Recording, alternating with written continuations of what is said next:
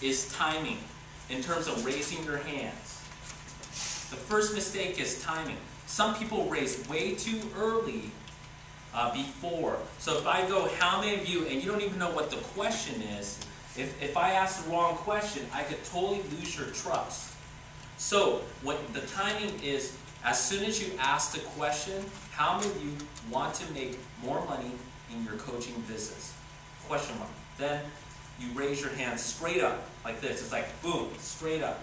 You want to do exactly, you as the speaker, you want to do what you want your audience to do.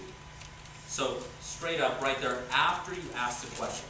The second common mistake that people do is they don't raise their hands all the way up. How many of you have seen professional speakers who do this kind of thing and they go, how many of you want to do this? And they only go up this high. How many of you have seen that? Yeah. You know? So exactly. And guess what kind of response you're going to get when you're halfway up? You're going to get a halfway up response. Generally less, because your audience will do less than what you do. So the second mistake is height. The third mistake that people do is they're walking around when they're asking the questions, and that's a big distraction. So what you want to do is you want to be in the center of the stage, your feet planted and centered and balanced. You want to imagine your feet growing like tree trunks and establishing roots underneath the ground when you ask that question. You want to ask those questions from a position of strength, from a position of expertise. So the worst one I've ever seen is, this is like almost considered like just they're begging for people to raise their hand.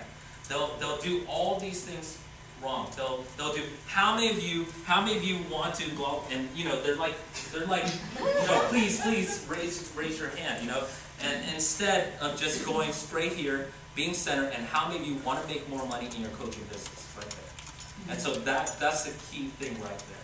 So if you avoid those three things, because even the the speaking experts don't really teach you those distinctions, and when it's your body language that's going to make the biggest difference. Your body language, so there's your words, your tonality, and your body language. Now it's like 7% of your communication is done through words. 38% is done through your tonality. And then 55% is done through your body language. Because how many of you have heard someone who said one thing, but their body language said something else?